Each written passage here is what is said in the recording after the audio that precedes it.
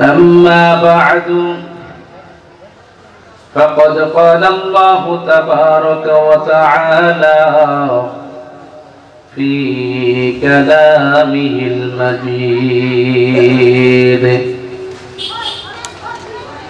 فأعوذ بالله من الشيطان الرجيم بسم الله الرحمن الرحيم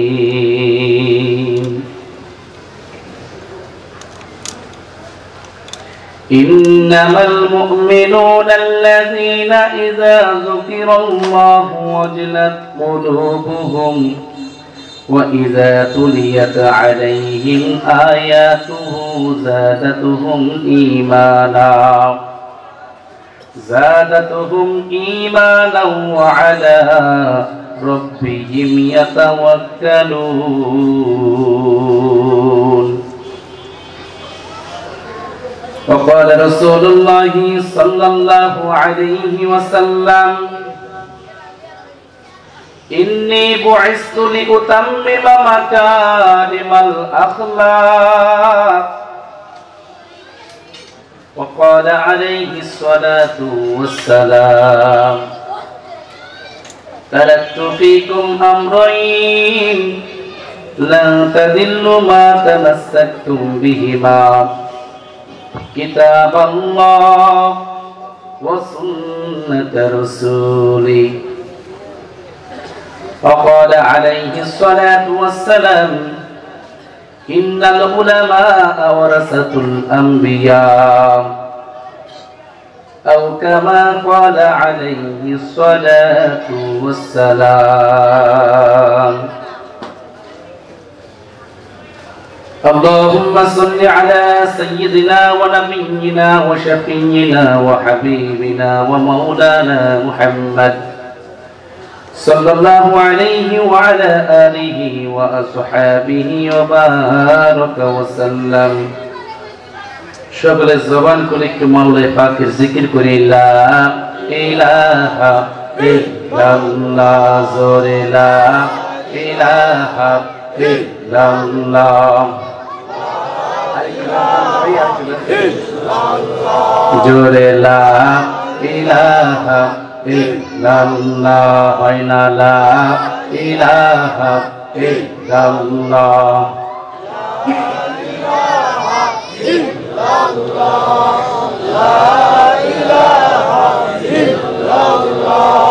যার দিলে আছে আল্লাহর ভয় জিকির করে সে সব সময় আহারে নিদেরা লাগে না ভালো আহারে নিদেরা লাগে না ভালো ভালো লাগে যিকরুল্লাহ লা ইলাহা ইল্লাল্লাহ লা ইলাহা ইল্লাল্লাহ লা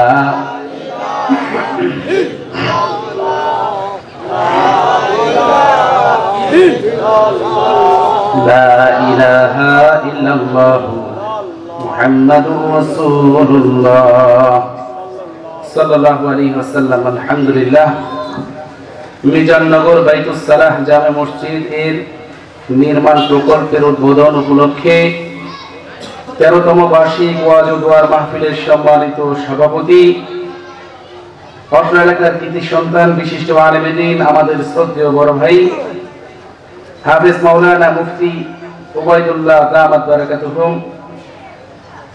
আজকের মাহফিলের প্রধান মেহমান সারা বাংলার আলোড়ন সৃষ্টিকারী বক্তা হযরতুল আল্লাহ হযরত মাওলানা আব্দুল খালিক শরীয়তপুরী সাহেব দামাত বারাকাতুহুম আমার আগে বয়ান পেশ করছেন আমাদের দোহারের এক কৃতি সন্তান আমাদের সকলেই গৌরব আমাদের উজ্জ্বল নক্ষত্র যিনি শুধু দোহার নয় সারা বাংলাদেশময় দ্বীনের আলোচনা করে থাকেন আমাদের সকলেরই চেনা পরিচিত মুখ জনাব হাফেজ মাওলানা ওমর ফারুক আমিনী সাহেব দামাত বারাকাতুহুম।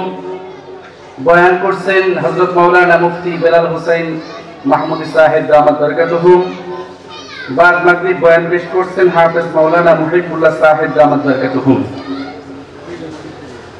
মঞ্চে উপবিষ্ট আছেন মুআজ্জাজ মুকাররম হযরত উলামায়ে কেরাম। আমার সামনে উপবিষ্ট আছেন অত্র এলাকার সহ দূর দূরান্ত থেকে আগত আল্লাহ পাকের আশিকিন, জাকিরিন, শাকিরিন, মুরব্বিয়ানে আযম, কলিজার টুকরা আমার যুবক ভাইয়েরা, স্নেহের ছোট ভাইয়েরা, পর্দার আড়ালে অবস্থানরত রয়েছেন আমার শ্রদ্ধেয়া সম্মানিতা মা ও বোনেরা, সকলকে আন্তরিক মোবারকবাদ জানিয়ে ওই মহান রব্বুল আলামিনের দরবারে শুকরিয়া আদায় করছি যে মহান রব্বুল আলামিন আপনাকে আমাকে দয়া করে মায়া করে ভালোবেসে এ দুনিয়ার বিভিন্ন ফিতনা ফাসাদ থেকে বিরত রেখে দ্বীনের এই মজলিসে, উলামায়ে কেরামদের মজলিসে, আল্লাহ ওয়ালাদের মজলিসে, আশিকিন, জাকিরিন, শাকিরিনদের মজলিসে আমাদের সকলকে সমবেত হওয়ার তৌফিক দান করেছেন। মুসলমান হিসেবে ঈমানের আওয়াজকে উঁচু করে সকলে একই কণ্ঠে একই বাক্যে সমস্বরে শুকরিয়া দান বলি আলহামদুলিল্লাহ। সমস্ত প্রশংসার মালিক কে? আমাদেরকে এখানে আসার তৌফিক কে দিয়েছেন? পিছনের ভাইরা বলে না কেন? সব সময় কার নাম নেব? আল্লাহ। খানা খাওয়ার সময় কার নাম নেব? আল্লাহ। পানি খাওয়ার সময় কার নাম নেব? আল্লাহ। ঘুষ খাওয়ার সময়? এটার আবার হিকমত আছে। ঘুষ তো অন্যায়, সরাসরি নেয় না, টেবিলের নিচে নেয়, ঠিক কিনা জোরে কর। আবার মাঝে মাঝে হিকমত অবলম্বন করে, ঘুষের টাকা ধরা তো হারাম, এই জন্য পকেটে দেন, পকেটে দেন, ঠিক কিনা জোরে বলে। মুসলমান, ঘুষ খাওয়া যাবে? সুদ খাওয়া যাবে? সুদ খাওয়া জায়েজ না না জায়েজ? সুদ খাওয়া এমন হারাম, বলে বাইতুল্লাহ শরীফের মধ্যে নিজের মায়ের সাথে জেনা করলে যেই গুনাহ, এটা হলো সর্বনিম্ন স্তরের গুনাহ। অনেকে যে নাউযুবিল্লাহ বললেন না, বিশ্বাস হয় না? হ্যাঁ, আল্লাহ আমাদের হেফাজত করুন, আমিন বলেন। অনেকে এটাকে তো এখন ইন্টারেস্ট বলে চালাই দিতেছে, তাই না? আহা, বিদেশ করছে 20 বছর 30 বছর, 20 লাখ 30 লাখ 50 লাখ টাকা জমা করছে, এখন চিন্তা করছে ব্যবসা করতে গিয়ে আবার মাইকের খাইনি, এই জন্য ব্যাংকে ফেলায় তার প্রত্যেক মাসে মাসে 1 লাখ 1.5 লাখ করে উঠাইয়া পয়সা পয়সা খায়, ঠিক কিনা জোরে বলেন? অনেকে মনে করে এটা মনে হয় জায়েজ। আহা, এমন বাস দিছে 50 লাখ 1 লাখ 1 কোটি 2 কোটি 3 কোটি টাকা ব্যাংকে ফেলায় রাখছে, এখন ব্যাংকে যায় এটিএমের মতো খাড়ায় থাকে, স্যার আমার কটা টাকা দিবেন, ঠিক কিনা জোরে বলেন? আল্লাহর ভাই, দুনিয়ার ভাই, অনেক কি কয় ব্যাংকে টাকা নাই, টাকা থাকবে কি করে, সব তো লইয়া চলে গেছে, ঠিক কিনা জোরে বলেন? সব আমাদের দরবেশ বাবা গায়েব করে দিচ্ছে। আল্লাহ আমাদের হেফাজত করুক, আমিন বলেন। আল্লাহ কে বান্দা রে, তুই ব্যাংকে বইয়া বইয়া খাবি, ব্যবসা করবি না ডরে, আবার টাকা রাইখা দানও করবি না, খারা তোর ব্যাংকে বইয়া বইয়া খাওয়া ছড়াইতেছি, ঠিক কিনা জোরে বলেন? সুদ খাওয়া যাবে মুসলমান? খবরদার, খবরদার, না খেয়ে থেকে তবু সুদ খায়েন না, খবরদার। আল্লাহ আমাদের হেফাজত করুক, আমিন বলেন। ভাইরা আমার, আজকে এখানে মাহফিল হতে আপনারা খুশি না বেজার? পিছনের হেরা মনে বেজার? খুশি? সবাই খুশি? আচ্ছা, তুই হাত লাগাই দেখান তো, কে খুশি না?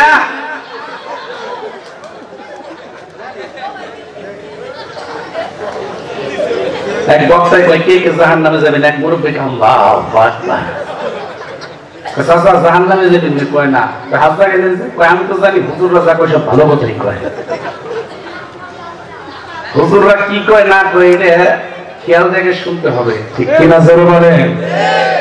আচ্ছা, এখানে মাহফিল হওয়াতে খুশি কে? আল্লাহকে দুইটা হাত জায়গায় দেখেন তো, নারায়ে তাকবীর, নারায়ে তাকবীর, আরো জোরে নারায়ে তাকবীর, আল্লাহু আকবার। আল কোরআনের আলো, আল হাদিসের আলো, কোরআন হাদিস যেখানে, আলেম ওলামা যেখানে, হাতাহাতি যেখানে,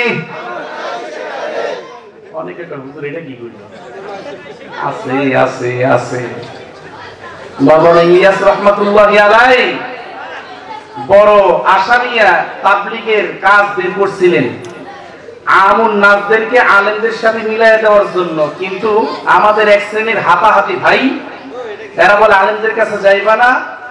ওই নারায়ণগঞ্জের এক আল্লাহর ওলির কথা শুনলাম, মরার আগে ওসিয়ত করে গেছে আমি মরে গেলে কেউ আমার কোনো আলেম যেন জানাজা না পড়ায়। নাউজুবিল্লাহ কে কইেন? ওর সাথে আর ল্যাংটা বাবার সাথে কোনো পার্থক্য আছে?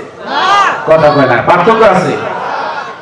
আহা রে, যে আলেমদের ব্যাপারে নবীজি বলছেন ইন্নাল উলামা ওয়ারাসাতুল আম্বিয়া।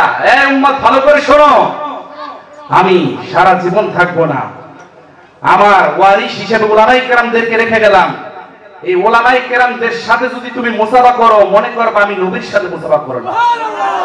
উলামায়ে কেরামদের সাথে যদি তুমি মুআনাকা করো, মনে করবা আমি নবীর সাথে মুআনাকা করলাম।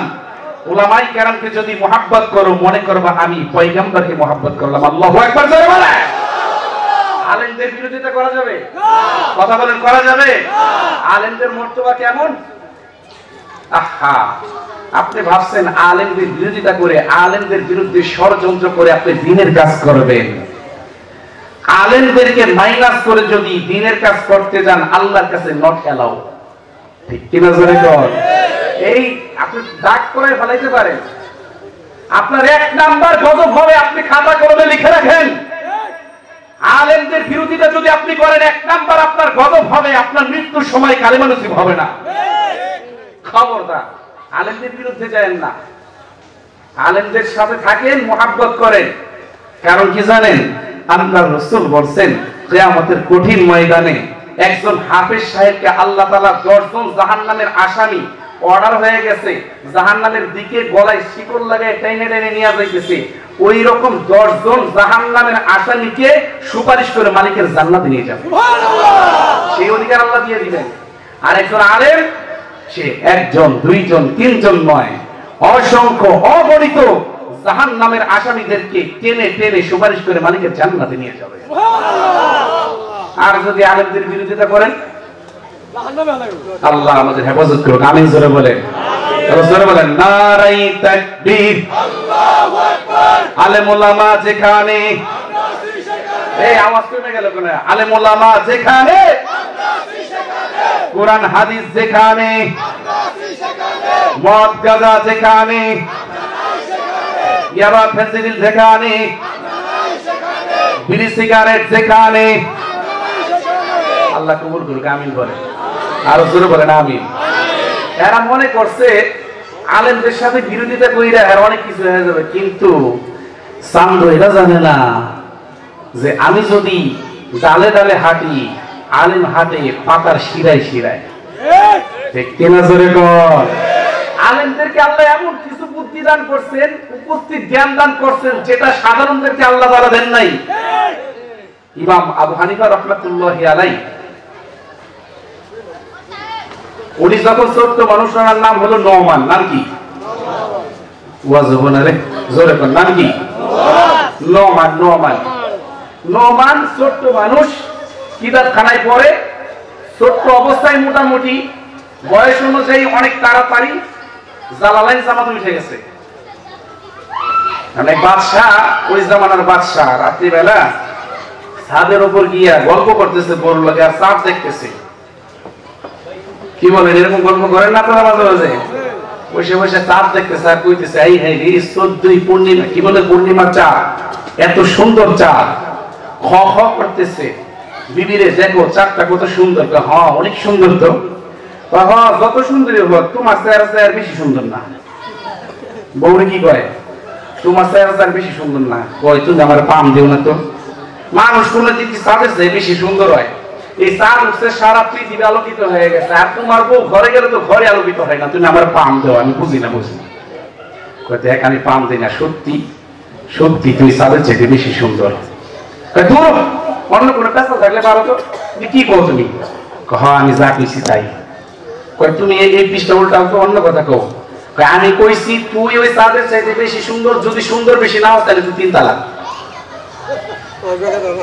দিছে না কাম শেরে কয় তালাক 3 তালাক আর কোনো স্পেস রাখে নাই অপশন রাখে নাই সাউন্ড কমাই দেন ভাই সাউন্ড বাড়ান এটা বলেন বাড়ান আল্লাহ এখন এই কথা কইছে পরে ভাইজান আগেকারের বাদশা এবং বাদশার স্ত্রী আপনার আমাদের মতো না এখন তো নির্বাচনের আগে টুপি মাথায় দেয় দাড়ি রাখে নামাজ পড়ে নির্বাচনের পরে দাড়ি টুপির বিরোধিতা করে ঠিক কেনা স্যার বলেন আর বলে ধর্ম ব্যবসায়ী নাকি হুজুররা ধর্মের ব্যবসায় কারা নির্বাচন আসতেছে এখন দেখা যাইব এমন দেখবেন মাঝে মাঝে পাগড়িও লাগাইব দাড়ি এরপরে টুপি মাশাআল্লাহ মসজিদে মাহফিলে সব জায়গায় পাইবেন কিন্তু যখন নাকি নেতা হয়ে যায় তখন আলেমদেরকে চাইরানার দাম দেয় না ঠিক কিনা জোরে বলেন মাহফিলের বিরুদ্ধে কথা বলতে দ্বিধাবোধ করে না কোরআনের কথা বিরুদ্ধে কথা বলতে দ্বিধাবোধ করে না হাদিসের বিরুদ্ধে কথা বলতে দ্বিধাবোধ করে না বিশ্ব নবীকে নিয়ে যদি কখনো ব্যঙ্গ করা হয় তাদের বিরুদ্ধে কখনো যদি নালিশ চাওয়া হয় এই সান্তুদেরকে তখন আর খুঁজে পাওয়া যায় না ঠিক কিনা জোরে বলেন এমন নেতা আমরা দেখতে চাই না ক্ষমতায় আমরা এমন নেতা দেখতে চাই যারা নির্বাচনের আগেও মুসল্লি থাকবে নির্বাচনের পরেও মুসল্লি থাকবে ঠিক কিনা জোরে বলেন আপনারা কারা ধর্ম ব্যবসা করেন আর কারা করেন না এটা আমরা ভালো করে চিনি খবরদার আল্লাহ আমাদের বুঝবার তৌফিক দান করেন এখন আল্লাহর বান্দা এই কথা বলার পরে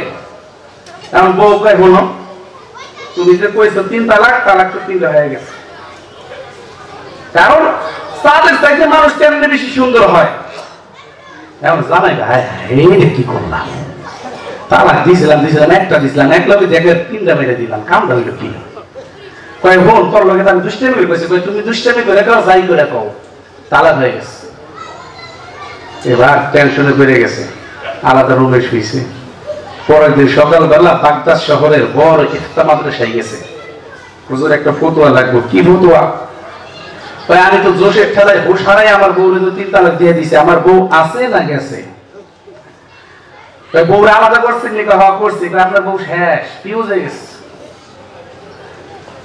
এমন কইতে হ্যাঁ হুজুর যে কোনো উপায় হোক আমার বউটা দেখতে না দেন আমার বউরে ছাড়া আমি বাঁচুম না কয় কোনো স্রোত নাই বউ তালাক হয়ে গেছে শেষ ফতোয়া দিয়ে দিছে বাড়িতে চলে আসছে বাড়িতে আসার পরে সকালবেলা চেয়ার নিয়ে বসে রয়েছে সকালবেলা এক ভিক্ষুক আসছে বাদশাহ মহারাজ আমাকে কিছু খরাত দেন ভিক্ষুক রে তোরে খরাত দিব সব দিব আমি একটা বিপদে পড়ছি তুই আমাকে বিপদ থেকে উদ্ধার করতে পারবি আল্লাহু আকবার জোরে বলেন দেখবেন মানুষ যখন বিপদে পড়ে তখন আর ফকির আর মিসকিন নাই সবার কাছে যায় ঠিক কিনা যখন ভালো ছিল তখন হুজুর গো দেখলেই কত ওই দেখ মোল্লাই খাইয়া নিয়ে পেটটা কত মোড়া বানাইছে পরের বাড়ি খাই তো তেল পায় না তেল পায় না ঠিক কিনা বাস্তব কথা কইতেছি রাগ হইলে অনগা কিছু যায় আসে না আবার যদি বেড়ে হ্যাংলা হয় কই দেখছো পরের বাড়ি খাওয়ান মনে পায় না এজন্য না খাইতে খাইতে একবার হয়ে গেছে ফুটকে গেছে কই কি কয় না আবার যখন বিপদে পড়ে প্যারালাইসিসের রোগী হয়ে যায় তখন ও দোষ ও দোষ তুই আমার একটু হুজুর কাছে নিয়ে যাবে বাবা আমার যে কি হইল রে হুজুর একটু ফুটকে জানতো আমার কি হইল তুই দেখেন তো ঠিক কিনা জোরে বলেন এতদিন এই বেড়ায় হুজুর এক কোলা বাস দিছে আর এখন হুজুর কাছে যাই ফুল লিগা আছে না নাই আরো জোরে বলেন আছে না নাই কথা মনে একটু হিট বেশি হয়ে যেতেছে তাই না হ্যাঁ বাস্তবতা যেটা দেখি সেটাই বলি আল্লাহ বান্দা এবার ভিখারিকে বলতেছে ভিক্ষুকে তোর আমি ভিক্ষা দিব তবে আমি একটা বিপদে পড়ছি তুই আমার একটা পরামর্শ দিবি এই বিপদ থেকে কেমন উদ্ধার হইতে পারি স্যার আপনি কি বিপদে পড়ছেন একটু কম তো আমি তো এমনি এমনি আমার বউরে 3 তালাক দিয়ে ফেলাইছি এখন কোন হুজুর ফতোয়া দিতেছে না সবাই বলতেছে 3 তালাক হয়ে গেছে আমার বউটারে কি না না একটু ব্যবস্থা করা পারবি স্যার আপনি যেই মাদ্রাসায় গিয়েছিলেন ওই মাদ্রাসায় একটা ছাত্র আছে নাম হলো নওমান আল্লাহু আকবার জোরে বলেন জোরে বলেন জোরে বলেন জোরে বলেন জোরে বলেন এলিয়া ইমাম আবু হানিফা রাহমাতুল্লাহি আলাইহি যার নাম শুনেন তিনি হইলেন নওমান ইবনে সাবিত স্যার আপনাদের বাড়ির পিছনের এলাকায় ওই বাচ্চাটার বাড়ি, প্রত্যেকদিন আপনার বাড়ির সামনে দিয়ে ভাতের বাটি নিয়ে যায় আর আসে। ও কিছুক্ষণ পরে আপনার বাড়ির সামনে দিয়ে যাবে। স্যার ও যে এমন এমন মাসালা দেয়, মাঝে মাঝে হুজুররাও থক হয়ে যায়। আল্লাহু আকবার জোরে বলেন। একটু পরে যাইতেছে, এই সোনমণি জিজ্ঞাসা, নাম কি? চাচা আমার নাম নোমান। বাবার নাম কি? সাবেক। কই পড়ো? ওই মাদ্রাসায় পড়ি। কোন জামাতে? জালালাইন। বাজান তোর কথা তো শুনছি, আমি একটা বিপদে পড়ে গেছি, তুই আমার উদ্ধার করবি। কি বিপদ চাচা? বাবা আমি তো এমনি এমনি আমার বউর সাথে মস্কারা করতে করতে 3 তালাক দিয়ে ফেলাইছি, এখন আবার বউ কি আছে না গেছে? চাচা মাদ্রাসায় গেছিলেন? কয় হ্যাঁ। হুজুররা কি কইছে? কইছে নাই, শেষ। চাচা আচ্ছা আমি যদি কই আমার চাচি আছে তাহলে আমার কি দিবেন? আল্লাহু আকবার জোরে বল। আর জোরে বলে, জোরে জোরে জোরে জোরে জোরে। কি দিবেন? কই তুই যা চাস আমি তাই দিব, বরঞ্চ তোকে আমার রাজ্যের অর্ধেকটা দিয়ে দিব। আল্লাহু আকবার জোরে বলে। বলে চাচা আমার রাজ্যের অর্ধেকটা তো কিছু দরকার নাই, আপনি আমার মাদ্রাসায় আসেন, আমার ক্লাস টাইম হয়ে গেছে, ওখানে আসলে পড়ছি কি। পরের দিন অফিসে গিয়ে বসছে, হুজুর কয় বাদশা সাহেব কি অবস্থা আপনার? কই কি আর অবস্থা, ওই পুরান মামলা নিয়ে এখনো ঘুরতাছি। আপনারা কইলাম যে বউ তালাক হয়ে গেছে, আর রাহে নাচছে কথা কোন, আমি বড় মুফতির কাছে বউ তল্লি গাইছি। আল্লাহু আকবার জোরে কর। এই বাগদাদ শহরে আমাদের চাইতে আবার বড় মুফতি কে? এই কার কথা কোন আপনি? কোন নাম হলো নোমান, আপনাদের মাদ্রাসার ছাত্র। এক হুজুর আরে হুজুর জিগাই নোমান কেন রে? কই হুজুর ওই আছে নোমান নামে একটা ছেলে আছে, ও তো একটা পুস্কা, সবে মাত্র জালালাইন করে, ও আবার মুফতি লোক হবে। আর রাহে হোটেলে ডাকবেন। আল্লাহু আকবার কর। নোমান আসতে আসার পরে হুজুর কয় এই নোমান তুই বাদশারে কি কইছো? কই কো আমি তো কিছু কইলামই না। তুই বলে কইছস যে তোর চাচি আছে? কই আমি কি কইছি যে আছে? আমি বলছি যদি কই আছে। এখন বাদশা কই নোমান তুই কথা আর পেছাইস না, তুই সোজা সাপটা ক, তোর চাচি আছে না গেছে? কই আমার এই হুজুররা কি কয়? কই তোর হুজুররা যা বলছে তাই কই, তুই কি কস? আমি বললাম আমার চাচি আছে। দোষই নাই, আমি আবার বলতেছি নোমান তুই বল তোর চাচি আছে নাকি গেছে? আমি বললাম আমার চাচি আছে। কেমনে কেমনে কেমনে কেমনে কেমনে হুজুরা দস্তে ক, এই দলিল দে, আমরা ফতোয়া দিছি তুই ফতোয়া উল্টে ফেলাইলি, দলিল দে। নোমান এবারে ডেকে বলেন উস্তাদ জি আপনি কি কালামে মাজিদের ওই আয়াত তেলাওয়াত করেন নাই? লাকাদ খালাকনাল ইনসানা ফি আহসানি তাকওয়িম।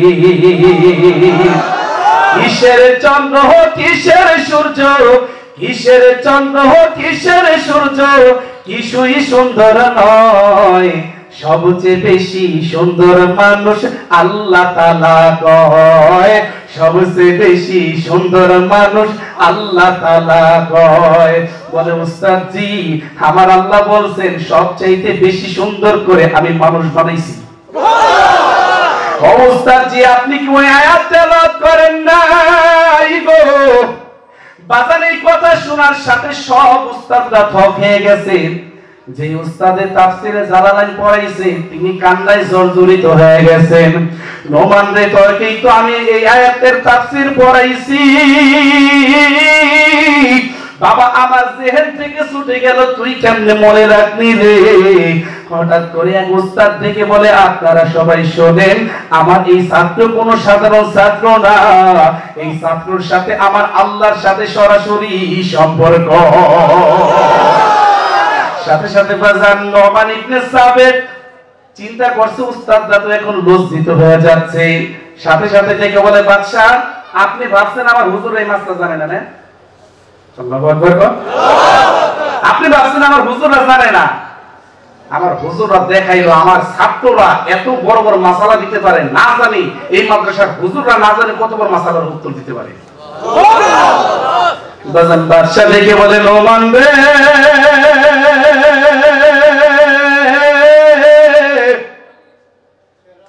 দাদাকে আদা পরা খাওয়াইতে আসিস না রে, তুই আমাকে কি বুঝাবি না বুঝি সব কিন্তু আমি বুঝি। এই নোমান তোকে আমি বলছিলাম তুই যা চাস আমি তাই দিব, প্রয়োজনে আমার রাজ্যের অর্ধেকটা তোকে লিখে দিব। নোমান বল বাবা তুই কি চাস, আমি সব দেওয়ার জন্য প্রস্তুত আছি। নোমান ইবনে সাবিত এবার ডেকে বলে, ও বাদশা মহারাজ, আমার টাকারও দরকার নাই, পয়সারও দরকার নাই, আমাদের মাদ্রাসায় আপনি 3 বেলার খাবারের ব্যবস্থা করে দিবেন এবং মাদ্রাসার যে ঘরগুলো ভাঙাচোরা আছে এগুলোকে ঠিক করে দিবেন, এতেই আমি নোমান খুশি রয়েছি। আবার যুবক ভাইরা রে, অনেকে মনে মনে ভাবতেছেন হয়তো আলেমদের চাইতে আমি বড় পণ্ডিত হয়ে গেছি, আলেমদের চাইতে আমি বড় জ্ঞানী হয়ে গেছি। আলেমরা কি বুঝে, একটা পাগড়ি টুপি পইরা বড় লম্বা জামা গায়ে দিয়ে রাস্তা দিয়ে হাঁটে, এই বেটা মনে কিছু বুঝে না, দুনিয়ার হাব ভাব কিছু বুঝে না। আমার যুবক ভাইরা রে, আলেম ওলামাদের মাথায় আল্লাহ তাআলা এমন কিছু জ্ঞান দিয়েছে গো, যে জ্ঞানটা আল্লাহ তাআলা সাধারণ জেনারেল শিক্ষিতদের মাথায় দেয় নাই। আরো জোরে কয় না, আরো জোরে বলেন ঠিক কি না? নোমান ইবনে সাবিত বড় হওয়ার পরে তো নাম হয়েছে ইমাম আবু হানিফা। আল্লাহু আকবার, জোরে বলেন। রাহমাতুল্লাহি আলাইহির সাথে এক নাস্তিকের সাথে তর্ক বিতর্ক। নাস্তিক কয় আল্লাহ নাই, ইমাম আবু হানিফা বলে আল্লাহ আছে।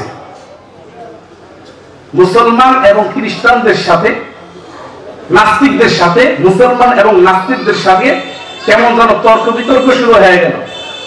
হঠাৎ করে ইমাম আবু হানিফা রাহমাতুল্লাহি আলাইহি বলেন, শোনেন, আল্লাহ আছে নাকি না আছে এটার জন্য বহস হওয়ার দরকার। বলে কবে হবে?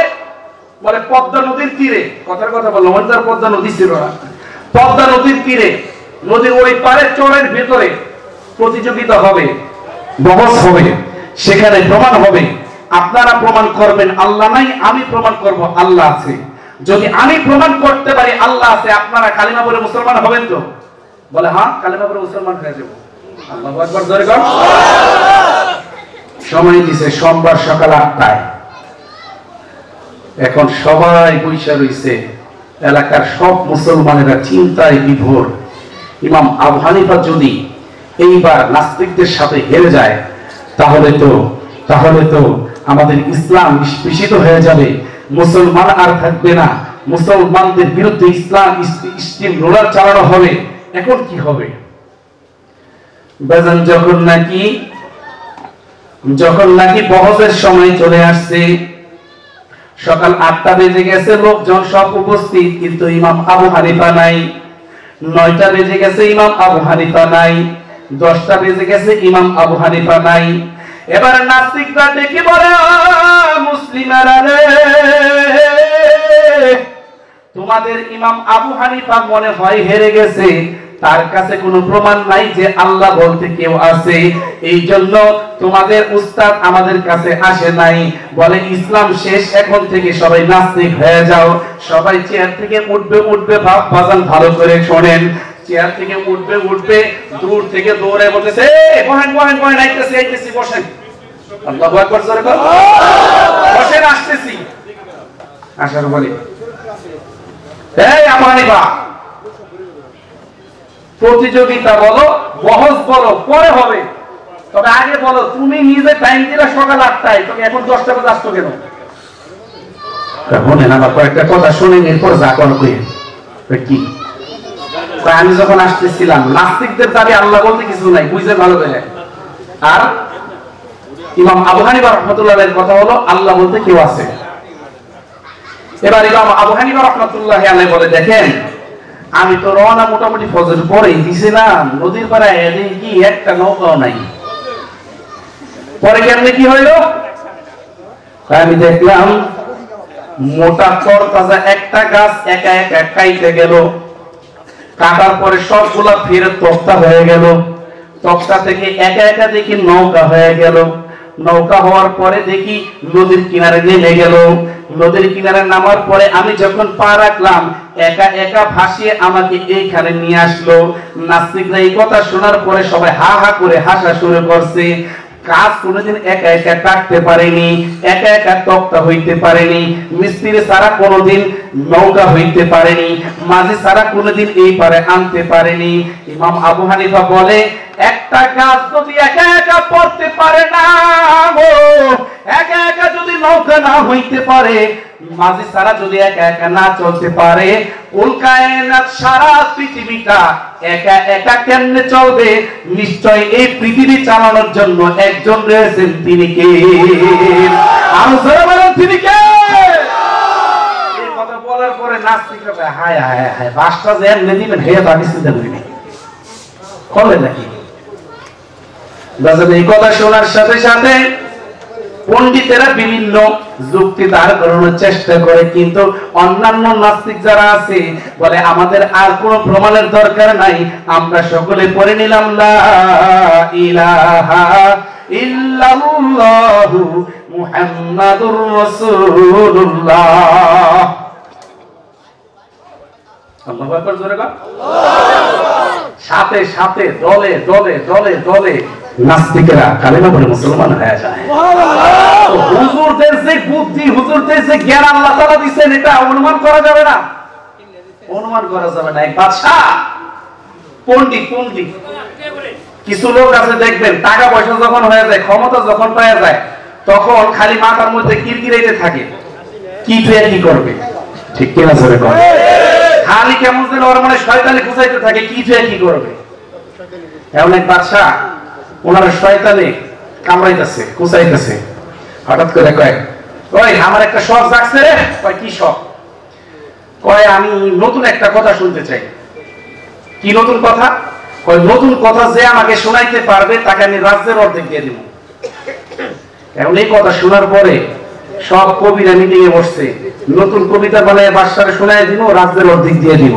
কেউ কেউ প্রবন্ধ লিখতেছে, কেউ কেউ ছড়া লিখতেছে, কেউ কেউ দেখা যায় গল্প লিখতেছে। আইসা বলতেছে, স্যার নতুন একটা গল্প লিখছি, গল্পটা শুনেন। কয় কও। শোনার পরে কয়, দূর এটা তো আমি কতই শুনছি। এটা কি করছে? কতই শুনছে, অনেক কথা কইলে আর কিছু করার আছে? কথা বুঝে না, আমার কথা বুঝতেছে? কবিতা কবিতা লিখে আনছে। কয় স্যার দেখেন কত সুন্দর একটা কবিতা লিখে আনছি। কয় কও। শোনার পরে কয়, দূর এটা তো কতই শুনছি। যেই গল্প শোনায়, যেই কবিতা শোনায়, বলে এটা তো আমি কতই শুনছি। এবার ওলামায়ে কেরাম মিটিং এ বসছে, সূরার ঘরে সূরা যা শুরু করছে, এই সূরাই তো আস্তে আস্তে আস্তে আস্তে খোদা দাবি করা শুরু করব। যা শোনায় কয় কতই শুনছি, যা শোনায় কতই শুনছি। এই কবিরা কয়, স্যার আপনি কবিতা কেমনে শুনবেন? গত রাত সারা রাত জায়গা আমি কবিতা বানাইছি।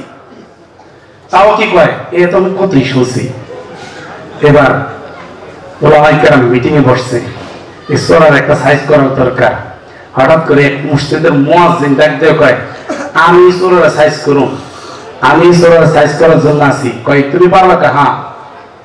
পরের দিন গেছে, সিরিয়াল ধরে গেছে বাদশার সাথে দেখা করতে। বাদশা আপনি নাকি নতুন গল্প শুনলে বা নতুন কথা শুনলে রাজ্যের অর্ধেক দিয়ে দিবেন। হ্যাঁ, তাতে কি হয়েছে? আমি শোনাই চাইছি। কয় বড় বড় জজ, ব্যারিস্টার, এমপি, মন্ত্রীরা পারলো না, আর তুমি মোল্লাইছো, সরে দিয়ে নাই যে সরো। কয় স্যার আমি মোল্লা হয়েছি, তাতে কি হয়েছে? আমার কি নতুন কথা থাকতে পারে না? কয়টা বুঝাতে সময় নষ্ট করে তুমি যাও। কয় না স্যার, অনেক জনকে স্যার যেটা তো বেরো বলতেছি একটু শোনেন। শর্ত ছিল কি? নতুন কথা বুঝতে পারবে বেটা, শর্ত কি ছিল? নতুন কথা। এবার মুয়াজ্জিন সাহেব থেকে বলতেছেন, আচ্ছা বাদশা সাহেব, আপনার বাবার কাছে আমার বাবা যে 500 কোটি টাকা পাইতো, এটা কি আপনি জানেন? যদি জানেন এখন কত টাকা দেন না, কে 2-1 টাকার ব্যাপার নাকি? আর না জানলে রাজ্যের অর্ধেকটা দেন। নতুন কথা শুনতে চাইছে না? যদি জানেন তাহলে টাকা দেন না, কে 2-1 দিন হয়েছে নাকি? 500 কোটি কোটি টাকা এটা কি বাড়ির কাছে নাকি? আর যদি না জানেন তাহলে নতুন কথা দেন, রাজ্যের অর্ধেক দেন। আল্লাহু আকবার, জোরে গো, আর জোরে বলেন আল্লাহু আকবার। শুধু তাই নয়, উলামায়ে কেরামদেরকে আল্লাহ তাআলা এমন কিছু চিকন বুদ্ধি দান করেছেন, আপনি চলবেন ডালে ডালে, আলেম চলবে শিরাই শিরাই, ঠিক কিনা জোরে বলেন। এক মাদ্রাসা এক হুজুর একেবারে নিরপরাধ ভাবে ধরে নিয়ে গেছে, কোনো অপরাধ নাই। বুঝলেন না? এই যে কয়দিন আগে দেখছেন না, কোনো অপরাধ নাই, হুদি বেচারার বউ নিয়ে গেছে রিসোর্টে, এই বেচারা কামিন নামাজ এই কয়ে সেই কয়ে বেচারা জেলের মধ্যে বের রাখছে। কথা বলেন না কেন? ওলামায়ে কেরামদের উল্লেখযোগ্য কোনো অপরাধ পায় নাই। শেষ পর্যায়ে এই যেই মহিলাটাকে দিয়ে নাটক সাজাইছে সে সম্পূর্ণ বলেছে আমাকে দিয়ে নাটক করানো হয়েছে, অথচ একেবারে নিরপরাধ একজন আলেমকে 3টা বছর পর্যন্ত কারা নির্যাতন করেছে। ঠিক কিনা জোরে বলেন? শুধু একজন নয়, হাজার হাজার উলামায়ে কেরামদেরকে নিরপরাধ ভাবে জুলুম নির্যাতনের স্টিম রোলার চালিয়েছে।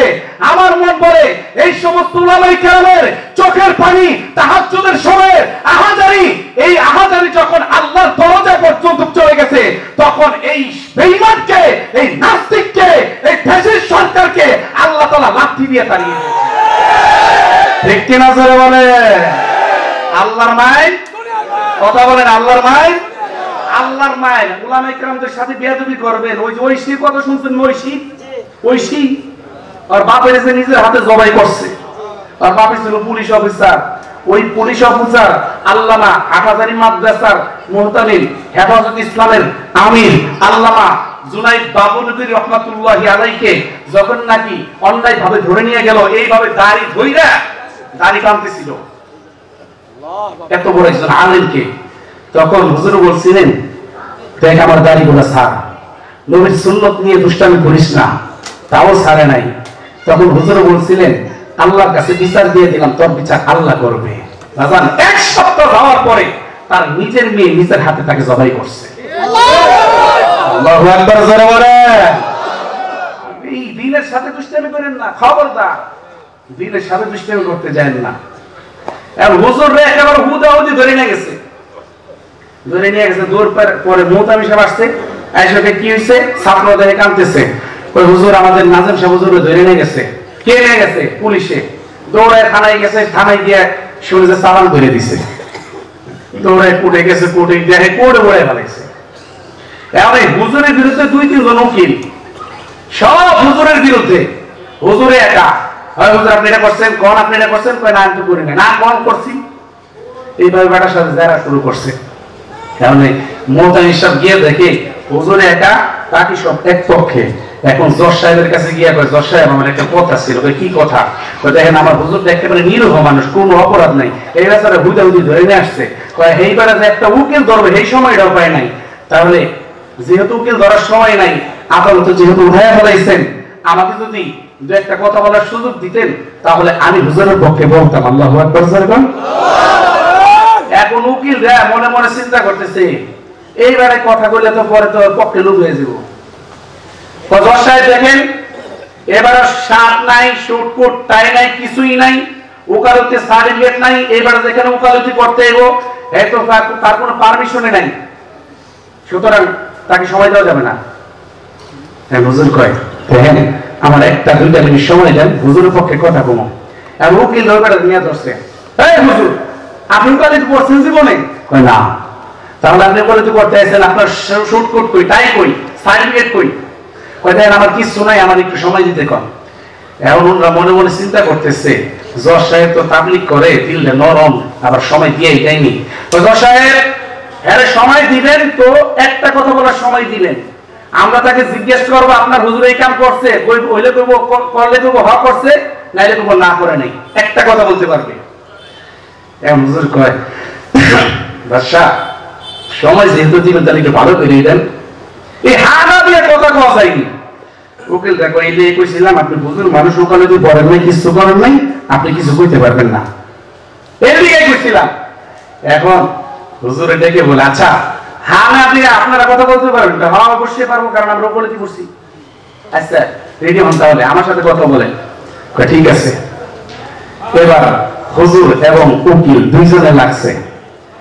হঠাৎ করে হুজুরে ডেকে বলতেছেন আচ্ছা উকিল সাহেব আপনার বাপে যে আগে সুপারি চুরি করতো হে অভ্যাসটা কি আছে না গেছে? কথা বুঝে নাই। যদি অভ্যাস নাই তার মানে সুপারি চুরের পোলা, আর যদি আছে তার মানে সুপারি চুরের পোলা এখনো ওকালতি করতেছে। ঠিক কিনা জোরে বলেন? হ্যাঁ বা না একটা কইতে হতো, ওইলে কইতে হ্যাঁ আছে নাইলে নাই, যে কোনো একটা কইতে হতো। বাজান এই কথা শোনার সাথে সাথে উকিল আবার কান্না শুরু করে দিয়েছে। অন্যান্য উকিলরা দেখে বলে, স্যার এটা কথার মারপেস, এখানে তো কান্নাকাটি করার কিছুই নাই। বলে দেখো আমি হুজুরের কথায় কান্না করতেছি না, বলে আজ থেকে 21 বছর আগে আমি একটা আল্লাহর রাসূলের হাদিস পড়ছিলাম, উলামায়ে কেরাম নাকি কিয়ামতের কঠিন ময়দানে মানুষদেরকে উকালতি করে মালিকের জান্নাতে নিয়ে যাবে। আমি তখন এই হাদিসটা পড়ছিলাম আর হাসাহাসি করছিলাম। আল্লাহর রাসূল আলেমদের ভিতরে উকালতির কি যোগ্যতা দেখলো, কইলে আমাদের কথা কইতো, আমরা নাকি সুপারিশ করতাম, হুজুররা তো উকিল হওয়ার যোগ্য না। আজকে 21 বছর পর আমি বুঝে গেছি কিয়ামতের কঠিন ময়দানে উকালতি করার যোগ্যতা যদি কারো থাকে একমাত্র উলামায়ে কেরামের আছে, অন্য কারো ভিতরে নাই। ঠিক না ঠিক হবে? আমার যুবক ভাইরা, আলেম ওলামাদের সাথে পণ্ডিতি করতে আইছেন না। ও আমার এতাতি যুবক ভাইরা, বৃদ্ধ বাবারা, আপনারা আমাদের দ্বীনি ভাই, আমরাও আপনার দ্বীনি ভাই। আপনিও মালিকের জান্নাতে যাইতে চান, আমিও মালিকের জান্নাতে যাইতে চাই। আপনার নবী মুহাম্মদ, আমার নবী মুহাম্মদ, আপনার কোরআন আল কোরআন, আমার কোরআন আল কোরআন। আপনি যে জান্নাতে যাইতে চান, আমিও সেই জান্নাতে যাইতে চাই। আপনি যে মদিনাওয়ালার পাগল, আমিও সেই মদিনাওয়ালার পাগল। ঠিক কিনা জোরে বলেন? আপনাদের সাথে আমাদের কোনো ভেদাভেদ নাই, আপনাদের সাথে আমাদের কোনো ঝগড়া নাই। আসেন ইহদিনাস সিরাতাল মুস্তাকিমের রাস্তায় আসেন, উলামায়ে কেরামদের সাথে পরামর্শ নিয়ে চলেন, ইনশাআল্লাহ আপনাদের দ্বারা উম্মতের আরো বহু ফায়দা হবে। ঠিক কিনা জোরে কর? বাজান আজকে যারা এতাতি করে এরা আলেমদের থেকে দূরে সরে, অথচ এই তাবলীগ জামাতের প্রতিষ্ঠাতা, প্রচলিত তাবলীগ জামাতের প্রতিষ্ঠাতা ইলিয়াস রাহমাতুল্লাহি আলাইহি, উনি যখন এটাকে মোটামুটি একটা সুন্দর করে সাজাইলেন, থানভী রাহমাতুল্লাহি আলাইহির খানকায় গিয়ে বলতেছেন, সাহেব আমি এমনি ভাবে দ্বীনের দাওয়াতের কাজ করতে চাই, আপনি তো জামানার মুজাদ্দিদ, আপনি যদি পারমিশন দেন তাহলে আমি এই কাজগুলো করতে পারি। তখন থানভী রাহমাতুল্লাহি আলাইহি বলছিলেন, ইলিয়াস রে, ঠিক আছে মাওলানা, তুমি এই কাজগুলো করতে থাকো। বাজান এই অনুমতি যখন দিয়ে দিবেন, সাথে সাথে ইলিয়াস রাহমাতুল্লাহি আলাইহি সারাটা রাত খানকার চতুর্দিক দিয়ে ঘুরতেছিলেন আর চিৎকার মেরে কান্না করতেছিলেন আর বলতেছিলেন, শায়েখ আমার, আমি ভাবি নাই যে আপনি এই কাজের জন্য পারমিশন দিবেন। বাজান তাবলীগ জামাতের যে প্রতিষ্ঠাতা, তিনি আলেমদের মুয়াফিক ছিলেন, আলেমের অনুমতির অপেক্ষায় ছিলেন, এমনকি তিনিও মস্ত বড় একজন আলেম ছিলেন। ঠিক কেন বলেন? আর আপনারা যদি আলেম থেকে দূরে রাখেন, নিজেরা যদি আলেম থেকে দূরে থাকেন, কপালটা পড়ে যাবে, মৃত্যুর আগে কালেমা নসিব হবে না। ঠিক না? ঠিক বলেন? আল্লাহ আমাদের সকলকে আলেমদের সাথে মিলেমিশে থাকার তৌফিক দান করেন। ভাইরা আমার, হুজুর চলে আসবেন, সময় অনেক নিকটবর্তী। হ্যাঁ দিব, করে দিতেছি। হুজুর চলে আসবেন। হ্যাঁ, হুজুর চলে আসবেন। তো যেহেতু আপনারা জানেন, আজকের এই মসজিদ মিজানুরনগর বাইতুস সালাহ জামে মসজিদ এর নির্মাণ প্রকল্পের উদ্বোধন উপলক্ষে এই মসজিদটা মোটামুটি 1,40,00,000 টাকা মিস্ত্রিরা এস্টিমেট দিয়েছে। এটা 3 তলা, একেবারে পুরোপুরি কমপ্লিটে খরচ যাবে। আল্লাহু আকবার, জোরে বল। 1,40,00,000 টাকা। এবং মসজিদ কমিটি আমাকে বললেন যে ইনশাআল্লাহ 6 মাসের মধ্যে পুরো 3 তলা কমপ্লিট করা হবে। সুবহানাল্লাহ, জোরে বল রে। 6 মাসের মধ্যে, আল্লাহ চায় তো 6 মাসের মধ্যে কমপ্লিট করা হবে 3 তলা। তো এই যে এত সুন্দর একটা উদ্যোগ নিলেন, এবং মসজিদ কি রকম হবে, কি রকম মডেলের হবে, সামনে সাইনবোর্ড দেওয়া আছে, আপনারা দেখেন, অনেক সুন্দর মডেল। তো এই মসজিদের জন্য দেখেন ইউসুফ ভাই, ওনার যে মন আল্লাহ তাআলা দিয়েছেন, আল্লাহ তাআলা ধনও দিয়েছেন, মনও দিয়েছেন। উনি বলছেন, কেউ যদি টাকা না দেয়, আমার দুনিয়ার আর কোনো চাহিদা নাই, দুনিয়াতে যা আমার আছে এটা আলহামদুলিল্লাহ যথেষ্ট। তবে কেউ যদি নাও দেয়, আমি ইনশাআল্লাহ একা হইলেও এই আল্লাহর ঘর মসজিদ বানায় ফেলবো। সুবহানাল্লাহ, জোরে বল। তবে মসজিদ তো এটা আল্লাহর ঘর, এটা 10-এর কাজ, তাই না ভাই? 10-এর কাজ। সবাই মিলে যখন এটার কাজ করব, এখানে শরীক থাকবো, তখন আমারও একটা দিলের ভিতর শান্তি লাগবে, এই মসজিদের ভিতর আমারও একটা অংশ আছে। ঠিক কিনা জোরে বলেন? এজন্য আমি শুনেছি অনেকে রড দিতে আগ্রহী, অনেকে সিমেন্ট দিতে আগ্রহী, অনেকে নগদ টাকা দিতে আগ্রহী। এরকম আল্লাহর বান্দা আছেন যে হুজুর মসজিদের আজকে উদ্বোধন হবে, হুজুরে আসবেন বয়ানের পরে, আজকেই উদ্বোধন করা হবে কাজে ইনশাআল্লাহ। আজকে উদ্বোধন করা হবে, আগামী মাসের 15 তারিখের মধ্যে প্রথম তালার ছাদ ঢালাই কমপ্লিট। আলহামদুলিল্লাহ বলেন ইনশাআল্লাহ। এইভাবে মোটামুটি সিস্টেম করা হয়েছে। এখন আল্লাহর কোন বান্দা আছে যে হুজুর আমি ইনশাআল্লাহ এই আল্লাহর ঘর মসজিদের জন্য, এটা কারো ঘর না, ঘর কার? আরো জোরে বলেন। অনেকে চুপ করে বলেছে, চিন্তা করতেছে এটা কি আবার ইউসুফ ভাইয়ের ঘর নাকি? কার ঘর? আল্লাহ। আরো জোরে বলেন কার ঘর? এটা আল্লাহর ঘর, কোন মানুষের ঘর না। যে হুজুর আমি এই ঘরের জন্য, এই ভিত্তি স্থাপনের জন্য 1 টন রড দিতে চাই, আমার রড আল্লাহর ঘরে থাকবে।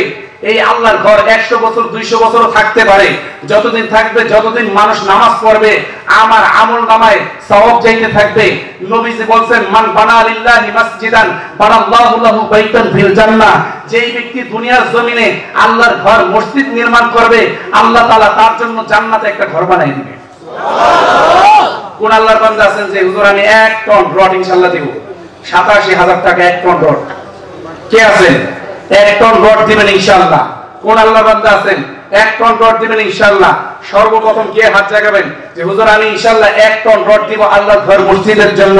ভাই কত টাকা কত পয়সা এদিক সেদিক চলে যায়, বাড়ি নির্মাণে চলে গেল, আল্লাহর ঘরের জন্য, নিজের সম্পদের জন্য, নিজের সম্বল বানানোর জন্য 1 টন রড দেওয়ার জন্য কোন আল্লাহর বান্দা প্রস্তুত আছেন? ইনশাআল্লাহ আমি খাস করে দোয়া করব, হুজুরও দোয়া করবেন। আলী হামজা নারায়ে তাকবীর, নারায়ে তাকবীর, আল্লাহু আকবার। আমির হামজা ভাই সৌদি প্রবাসী 1 টন রড। আলহামদুলিল্লাহ বলেন। আল্লাহ তুমি কবুল করো হামজা ভাইকে,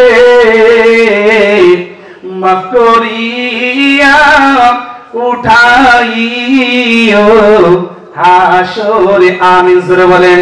রব্বুল আলামিন তোমার বান্দা আমির হামজা তোমার ঘর মসজিদের জন্য সর্বপ্রথম 1 টন রড দিতে চাইল। রব্বুল আলামিন তুই দানের হোসেন তোমার বান্দার দিলে সব নেক মাকসাদ গুলো পূরণ করে দাও, বিপদ থেকে রক্ষা করো, দীর্ঘ নেক হায়াত দান করো। আল্লাহ হযরতে আমির হামজা রাদিয়াল্লাহু তাআলা আনহুর সাথে এই আমির হামজা ভাইকে তুমি জান্নাতে রাখি।